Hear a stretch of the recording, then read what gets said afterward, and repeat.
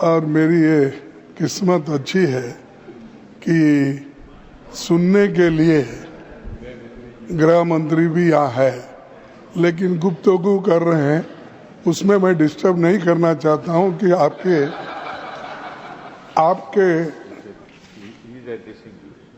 No वो तो सुन रहे हैं। ऐसा रहता, एक आंख सुनने का है, एक आंख देखने का, कान, तो वो उसमें तो सब तरफ देखते रहते हैं। नहीं तो होम मिनिस्ट्री चलाते कैसा, लोगों को ईडी में डालते कैसा, सीबीआई कैसा चलाते हैं, ये सब बहुत उसमें तो माहिर रहे हूँ। सर, मैं ज़्यादा बात नहीं करना चाहता हूँ, घंटों से आपने मेरे को जो भी 10-15 मिनट दे दी है उसमें मैं ख़त्म करता हूँ। सर, ये वक्फ बोर्ड अमेंडमेंट बिल जो है, इसके बारे में सारे देश में एक ऐसा माहौल बना है कि माइनॉरिटीज़ को तंग करने के लिए ये बिल लाया गया है। और ऐसा कोई बहुत से बदलाव अगर 95 के एक्ट से होते थे, 1995 के एक्ट से, तो हम मान लेते थे। जो वहाँ है इसमें डाल दिए, और जो नहीं डालना चाहिए ऐसे चीज़ें डाल दिए। मेरे पास तो कंपैरेटिव स्टेटमेंट है, हर अगर मैं बोलते कहूँ इस पर तो वक्त बहुत लगेगा। मैं ये 3 कॉलम बनाया हूँ कि पहले क्या था फॉर्मेशन, अब बीच में 95 में क्या था, इन्होंने क्या बदलाव किया, ऐसे सारे चीज़ें आपके सामने मैं रखने की कोशिश तो नहीं करूँगा, क्योंकि टाइम कम रहने की वजह से, और बिल को पास करना भी है आपको, तो इसलिए ये जो इतने लोग अपोज कर रहे हैं, और आपको देखिए इवन पार्लियामेंट में भी जो आपने कोशिश की सबसे मिलके इसको पास कराने के लिए, लोकसभा में, तो ये बिल पास हुआ कितने में, इनके पक्ष में 288 आए और विरोध में 232 आए। ऐसा कौन सा, यानी सभी लोग इसको एक्सेप्ट किए। इसका मतलब यह है इसमें खामियां हैं, इसको आप ये देखना चाहिए। अगर हम लोग जो हम करते हैं वही सही, जिसकी लाठी उसकी भैंस अगर करते गए तो सर ये किसी के लिए ठीक नहीं होगा। और दूसरी बात ये है कि ये वक्त एक डोनेशन का, यानी दान का बिल है, ये कोई और तरीके से पैसे लाने के लिए या पैसे जमा करने के लिए नहीं है।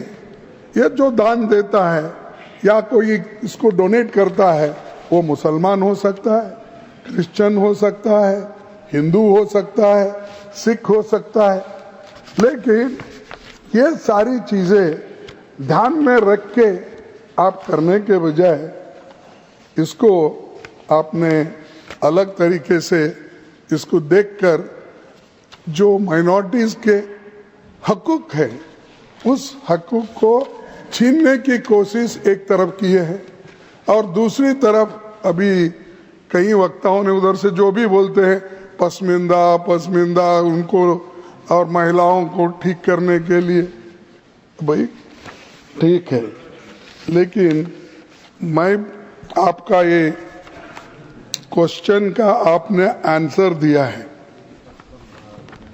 यानी आपके डिपार्टमेंट, माइनॉरिटीज़ के डिपार्टमेंट को आपने कितने पैसे अलॉटमेंट किया माइनॉरिटीज़ के लिए और कितना खर्च किया, और ये इसके आधार पर अगर मैं कहूँ और रखूँ आपके पास, आपको भी ताजुब होगा। सर, एक 18,274 रुपये 74 करोड़ रुपए इन्होंने अलोकेशन किया 5 साल, जिसमें 3,574 करोड़ खर्च नहीं हुए। ये इनका गरीबों के वास्ते जो उनका जो सोच है इससे मालूम होता है। और उसमें और भी बजट कम करते करते करते गए। 1920 में 4,700 और 2020 में 2019 हाँ 2019-20 तो उसमें इन्होंने 4,700 करोड़ रखा था, वो भी खर्च नहीं करे। 194 करोड़ उसमें बाकी रखे।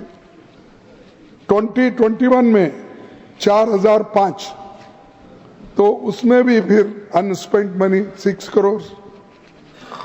21-22 में 4,346 में 21 करोड़ बाकी अनस्पेंट। 22-23 में 2,612 फिर 1,775 अनस्पेंट। फिर 23-24 में 2,608 और अनस्पेंट 1,576। टोटल 18,274 में 3,574 अनस्पेंट मनी। एक तो 4,700 से घटाते घटाते अब 2,608 करोड़ पे आए। क्या यही है आपका? माइनॉरिटी के साथ, गरीबों के साथ हम भलाई करेंगे? क्या भलाई? एक तरफ बजट काट रहे हो, दूसरे तरफ 250 बजट को आप खर्च नहीं कर रहे।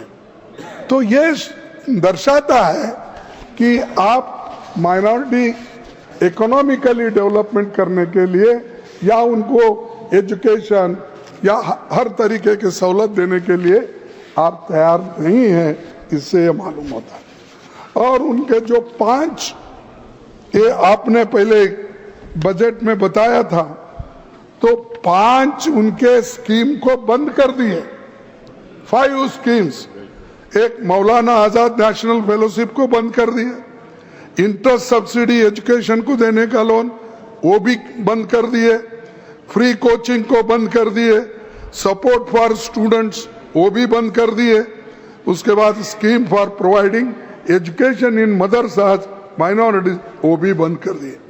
ये सब स्कीम आप एक तरफ बंद कर रहे हो, दूसरे तरफ बोलते कि गरीबों के लिए, महिलाओं के लिए, पसमानदा मुसलमानों के लिए एक तरफ कहते। अरे आप कम से कम इसको रिव्यू करके आप खर्च नहीं कर सकते? हर साल आपका बजट होता है, आपका फाइनेंशियल टारगेट होता है, उसी के साथ फिजिकल टारगेट होता है। तो आप देखने वाले नहीं हैं और बात तो बड़ी बड़ी करते हैं। और बड़ी बात करने वाले कभी ऐसा मुझे लगता है ज्यादा झूठ बोलने वाले लोग नहीं ओके डिलीटेड असत्य बोलने वाले लोग, ये भी छोड़ो, सत्य न बोलने वाले कर दो। नहीं भाई, असत्य बोले तो सत्य से परे तो वही बात होता है कि जहाँ से आज का दिन शुरू हुआ था। माननीय पीयूष गोयल जी, घनश्याम तिवारी जी के अध्यक्षता में जो इथिक्स कमेटी है वो इसको एग्जामिन कर रही है। कोई रास्ता निकालना पड़ेगा। पॉलिटिकल पार्टीज को भी सोचना पड़ेगा। उनके कोई सदस्य का आचरण ऐसा हो जाए तो कैसे काउंसलिंग की जाए, क्या नतीजा निकले। माननीय leader of the opposition. Sir देखिए, 1995 एक्ट को इन्होंने सर्वसम्मति से उसको स्वीकार किया। आज वही लोग कहते हैं कि वो ठीक नहीं है, हम नया कानून बना रहे हैं वो गरीबों के लिए, माइनॉरिटीज के लिए। तो उसके बाद में उनके जो भी लीडर्स है, मैं नाम पढ़ सकता हूं, लेकिन जरूरत नहीं, क्योंकि इसके पहले हमारे नासिर साहब ने बताया पार्लियामेंट में कौन सपोर्ट करे, राज्यसभा में कौन सपोर्ट करे, इनके लोग प्रेजेंट थे। आपने स्वीकार किया, रिकॉर्ड में है, फिर भी आप फिर उसको ये कहना चाहते हैं कि हमने नया लाया। नया कुछ नहीं है इसमें, एक्सेप्ट जो आपने लोगों को तबाह करने के लिए जो क्लॉजेस डाल दिए हैं वो आपने किया है। अब देखिए, सर्वे commissioner and additional commissioner appointed to conduct the preliminary survey of work properties. आपने क्या कहा?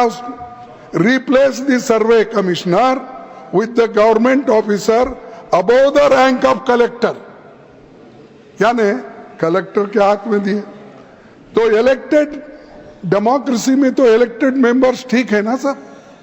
तो इलेक्टेड मेंबर्स को निकाल के वो ऑल मुस्लिम्स इलेक्टेड मेंबर थे, अब ऑल नॉमिनेटेड, यानी सत्ता अपने हाथ में लेने के लिए ये बात आप कर रहे हैं, ये बात कर रहे हैं। तो इसीलिए ये इनका इंटेंशन ठीक नहीं है, इरादा ठीक नहीं है। ये ऐसा ही अब वक्फ बोर्ड के प्रॉपर्टीज को जमा करके इसका एक लैंड बैंक बना के क्या किस बड़े ने बिजनेसमैन को देते, कॉर्पोरेट को देते, मुझे मालूम नहीं, क्योंकि अभी बाहर नहीं आया। अब गवर्नमेंट का ही बेच रहे हैं, ऑल पब्लिक सेक्टर्स बेच रहे हैं। अब ये तो छोड़िए, मुफ्त में मिला तो सबको खिलाएंगे बफे सिस्टम के जैसा, जो पहले आएगा वो खा लेगा। तो अदानी, अंबानी ऐसे लोगों को खिलाएंगे। तो सर ऐसा ही अब किरण रिजिजू ने बफे सिस्टम रखा है, तो वहां पर जो पहले जाएगा वही अच्छा खाना खाएगा।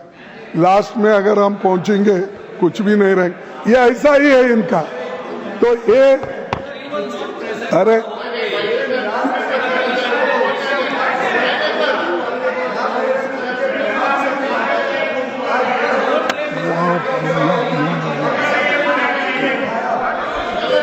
से सबने खिलाया, उसके बाद ये सुन के बड़ा दुख होता है सर। एलओपी अगर बोल रहे हैं तो सर इस तरह बीच में डिस्टर्ब करना चाहिए सर। और एक सब गवर्नमेंट पहले की प्रोविजन जो था, government property identified as waqf remains waqf, ये था सर। अब क्या कर दिए हैं, government property identified as waqf will no longer be considered waqf. The district collector will determine ownership in case of uncertainty and update revenue records who reports to the state. ये कैसा करेगा साहब कलेक्टर? क्योंकि वो रेवेन्यू, ऑल रेवेन्यू लैंड्स उनके हाथ में रहते हैं, और वही अगर वहां पर बैठे इस पे न्याय करने के लिए, नेचुरली कलेक्टर अपने फेवर में करेगा, ना कि वक्फ बोर्ड के फेवर में करेगा।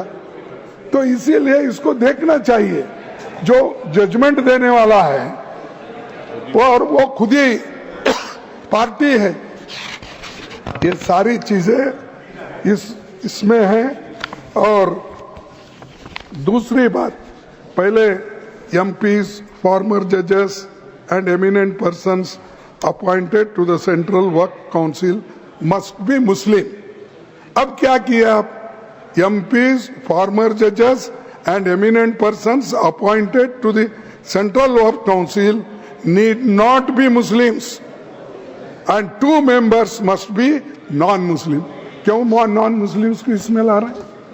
क्या नहीं साहब, मैं पूछता हूं, तिरुपति में जो वहां पर ट्रस्ट है उसमें आप किसी मुस्लिम को डालते हैं? या राम मंदिर का ट्रस्ट है, क्या उसमें किसी मुस्लिम को डालते हैं? मुस्लिम तो छोड़ो, मैं हिंदू हूं, मेरे जैसे दलित समाज के लोगों को भी उस ट्रस्टी में नहीं रखते हैं आप। किसी भी इतने मंदिर, इतने ये है, किसी में भी शेड्यूल कास्ट लोगों के लिए नहीं। इसीलिए तो मैं स्पेशल लिख के आपसे मांग, मैं ज्यादा कुछ नहीं बोलता, और 5 मिनट 2 मिनट बोल लूंगा, खत्म कर। तो क्या, अरे भाई सर ये देखो, ये लखनऊ के हैं और इनके सब नेबर्स मुस्लिम है, कम से कम इन्हों प्रोटेक्ट करना चाहिए, इन्हों तो प्रोटेक्ट करना चाहिए। तो तहजीब का सबसे बड़ा वो रहता है सर ये, और अब क्या कर दिए कि मुसलमानों को निकाल दिए, नॉन मुस्लिम्स को डाल रहे। क्या यही चीज हिंदुओं के लिए करते हैं?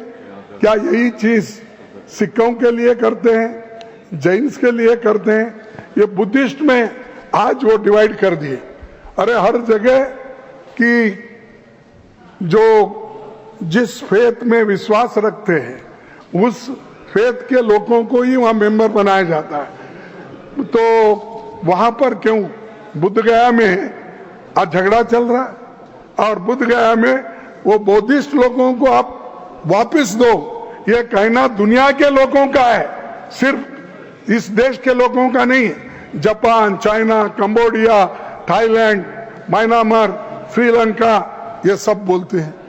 तो वहां पर आप न्याय नहीं देते, सब दूसरे तरफ आप घुस रहे हो हर चीज में, और मुसलमानों को तंग करने के लिए हर चीज में आप हाथ डाल रहे हैं। और तीसरी चीज मैं आपसे कहना चाहता हूं, ये वुमन एटलीस्ट 2 पहले ही थे, अब आपने कौन सी ऐसी बहादुरी की या कौन सा ऐसा किया कि इसमें महिलाओं को हम 2 डालें? लेकिन वो भी क्या है, actual number of non Muslim members could be significantly higher, potentially even forming the majority. तो ये चीजें जो कर रहे हैं ये अच्छी नहीं है, इससे झगड़ा नहीं, इसमें देश में झगड़ा होता है, ये झगड़े की आप बीज डाल रहे हैं। अगर आप दबाने की कोशिश करो मुसलमानों को, ये नहीं होता साहब। आप मिट्टी में उनको दबाने की कोशिश करेंगे तो कभी वो बीज है, थैंक यू मिट्टी से फिर उठते हैं, थैंक यू सर, फिर ग्रो होते हैं, फिर आपको ही ये सुलझाना पड़ता है। और मैं अपने होम मिनिस्टर से अपील करूंगा कि आप इसको विड्रॉ कर लिए, आप प्रेस्टीज इश्यू मत बनाओ। अगर गलतियां हैं तो सुधारने में क्या है, अगर ठीक नहीं है तो सही करने में क्या है। हमने इस देश का कानून बहुत दफा, इस देश का संविधान में अमेंडमेंट लाए बहुत से, तो ये करना, विड्रॉ करना ठीक है। मुसलमानों के लिए ये अच्छा नहीं है और कॉन्स्टिट्यूशन के खिलाफ है। कॉन्स्टिट्यूशन को सबको आजादी दी है, इसके बावजूद फ्रीडम ऑफ एक्सप्रेस नहीं है, फ्रीडम ऑफ प्रॉपर्टी नहीं है, दान दिए सो रख ले नहीं सकते। ये चीजें करना ये समाज के लिए ठीक नहीं। और जो शांति और सौहार्दता इस देश में है उसको आप कायम रखने की कोशिश करो, उसको छेड़ने की कोशिश मत। सर 1 मिनट लास्ट, इतना बोल के खत्म कर देता। मैं एक शायरी सुना, कभी 2 लिख लो। नजर नहीं है नजारों की बात करते हैं, नजर नहीं है नजरों की बात करते हैं। हाँ, नजर नहीं है नजारों की बात करते हैं, जमी पे चांद सितारों की बात करते हैं। वो हाथ जोड़कर बस्ती को लूटने वाले, वो हाथ जोड़कर बस्ती को लूटने वाले भरी सभा में सुधारों की बात करते हैं। श्री संजय कुमार बड़ा हसीन है, सब पूरा बोल। अच्छा पूरे नहीं गया। हाँ।